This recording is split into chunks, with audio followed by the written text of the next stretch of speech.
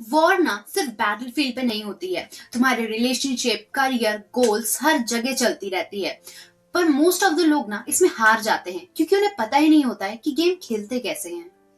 तो इसीलिए आज मैं तुम्हें द रॉबर्ट ग्रीनी की द 33 स्ट्रैटेजीज ऑफ वॉर की सारी स्ट्रैटेजीज बताने वाली हूँ। Fast, clear and brutally practical.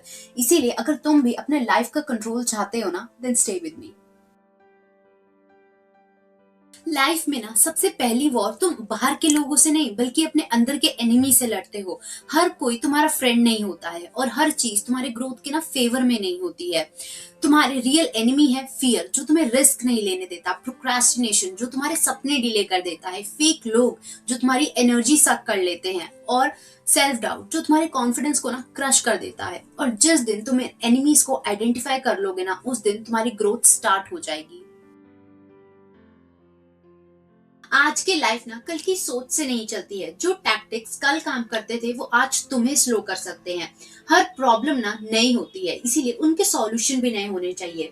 So simple चीज है, डेट अडेप्ट डेली। रोज ना अपने आप को थोड़ा अपग्रेड करो, अपनी हैबिट्स को, अपने माइंडसेट को और अपनी अप्रोच को। जितना जल्दी तुम चेंज को एक्सेप्ट करोगे ना, उतना ही फास्ट तुम लाइफ में ग्रो करोगे।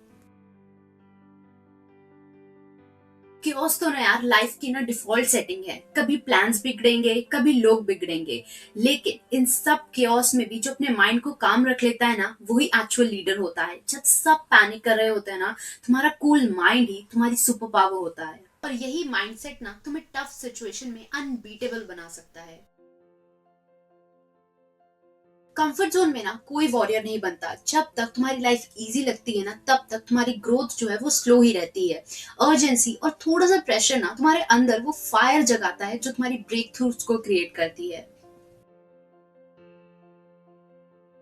ग्रुप में डिसीजन लेने से ना तुम्हारी क्लैरिटी और स्पीड दोनों ही कम हो जाती है। टू मेनी ओपिनियंस तुम्हारे डिसीजन को ना पैरालाइज कर देते हैं। लोगों के ओपिनियंस, लाइक्स, उनके ट्रेंड वाले लॉजिक और कंसेंसस ना तुम्हें ना सेफ चॉइसेस की तरफ पुश करते हैं, जबकि ग्रोथ जो है वो रिस्की चॉइसेस डिमांड करती है। इसीलिए ना अपने काउंसिल को थोड़ा लिमिट करो, अपनी क्राइटेरियाज के अकॉर्डिंग डिसीजन लो। फिर छोटे एक्सपेरिमेंट करके ना रिजल्ट देखो। इंडिपेंडेंट थिंकिंग से ना तुम फास्ट और ओरिजिनल डिसीजन लोगे। ग्रुप अप्रूवल ना बाद में ले लेना।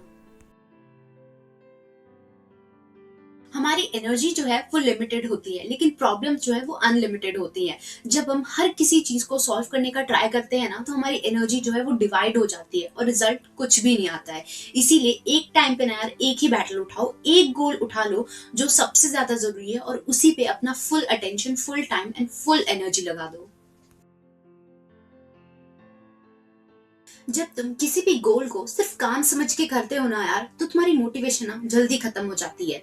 लेकिन वहीं अगर तुम उसे अपना मिशन बना लेते हो, अपना वाई ढूंढ लेते हो ना, तो तुम्हारी एनर्जी, तुम्हारा करेज, तुम्हारे पर्पस ना हर कुछ 10x हो जाता है। इसीलिए अपनी लाइफ की फाइट को ना यार थोड़ा बड़ा पर्पस दो, सिर्फ अपने तक ही सीमित मत रखो। जैसे अगर वेट लॉस करना है तो सिर्फ करने के लिए नहीं करना है, फिट बनना है, अच्छा दिखना है, ऐसा सोचो, बड़ा सोचो यार, क्योंकि पर्पस ना तुम्हारे एफर्ट्स को ऑटोमेटिकली बढ़ा देती है।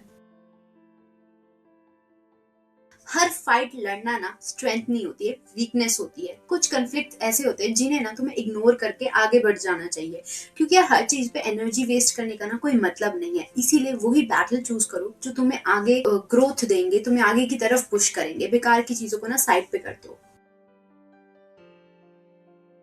जब सिचुएशंस तुम्हें कॉर्नर करे ना यार, तो टेंशन मत लेना। यही मोमेंट होता है स्क्रिप्ट को फ्लिप करने का।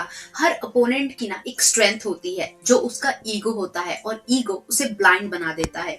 और तुम्हें उसी की ये स्ट्रेंथ उसके खिलाफ यूज करनी है। जैसे कोई तुम पे प्रेशर डाले तो तुम काम हो जाओ, कोई तुम्हें डोमिनेट करने का ट्राई करे तो तुम अनएक्सपेक्टेड मूव कर दो। जब तुम प्रिडिक्टेबल नहीं रहते हो ना यार, तो तुम बहुत पावरफुल बन जाते हो।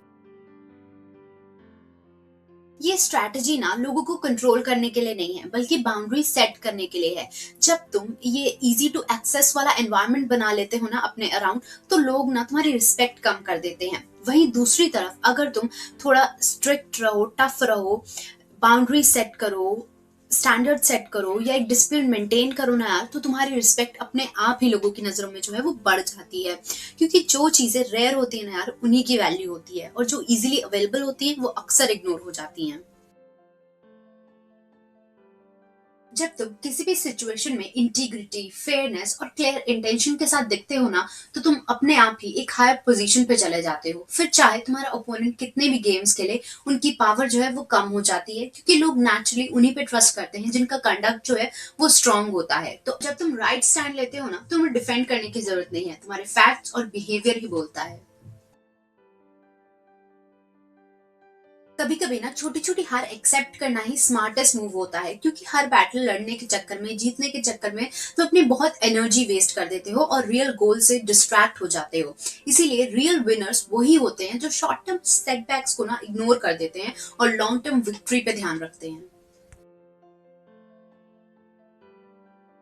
अपने एनिमी को हराने का बेस्ट तरीका स्वॉर्ड नहीं है, स्टडी है। जितना तुम उन्हें समझोगे कि कौन सी चीज उन्हें ट्रिगर करती है, कौन सी चीज उन्हें मोटिवेट करती है, क्या चीज से वो प्रिडिक्टेबल बन जाते हैं, तो उन्हें हराना और भी आसान हो जाता है। जितना तुम उन्हें समझोगे ना, उनकी साइकोलॉजी को समझोगे, उतना ज्यादा उनके जो एक्शंस है वो तुम्हारे कंट्रोल में रहेंगे। और ये चीज याद रखो कि एक वेल स्टडीड एनिमी ना ऑलरेडी हाफ डिफीटेड होता है। रेजिस्टेंस हर जगह होती है, इंटरनल फियर, एक्सटर्नल ओपोजिशन या फिर प्रोक्रेस्टिनेशन। तुम जितना स्लो रिएक्ट करोगे ना, उतना ज्यादा ही तुम्हारी स्ट्रगल बढ़ती जाएगी।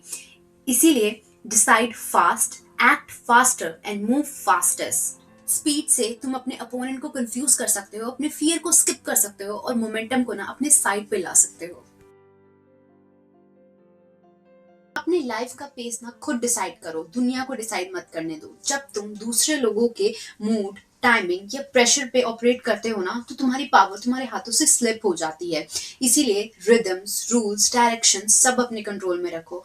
और जब तुम अपने डायनामिक्स कंट्रोल करते हो ना, तो हर कन्वर्सेशन, डिसीजन एंड सिचुएशंस ना नेचुरली तुम्हारे फेवर में फ्लो करती हैं। एनिमीज को उनकी स्ट्रेंथ पे चैलेंज करना ना स्टुपिडिटी है। जीत तब मिलती है जब तुम उनके वीक स्पॉट्स को पहचानते हो और वहीं वार करते हो जहां उन्होंने कभी एक्सपेक्ट भी नहीं किया होता है। इसीलिए उनके स्ट्रॉन्ग जोन्स को अवॉइड करो और वीक जोन्स पे अटैक करो। और इस स्मार्ट टारगेटिंग से ना तुम्हारे जो बैटल्स हैं वो क्लीन, स्ट्रॉन्ग और तुम्हारे फेवर में एंड होंगे। अगर in first set of strategies ने तुम्हें कोई स्पार्क दिया है ना, तो वेट मत करो, मेरे चैनल को सब्सक्राइब करो, क्योंकि पार्ट 2 में रियल गेम चेंजर्स आने वाले हैं। तो अगला सेक्शन तुम्हें सिखाएगा कि कैसे डोमिनेंस बिल्ड होते हैं, कैसे साइकोलॉजिकल वॉरफेयर चलती हैं और कैसे तुम अपनी लाइफ में अपना स्ट्रैटेजी लेवल अपग्रेड कर सकते हो। तो इस वीडियो को लाइक करो, शेयर करो, कमेंट करो और सब्सक्राइब करो मेरे चैनल को फॉर पार्ट 2।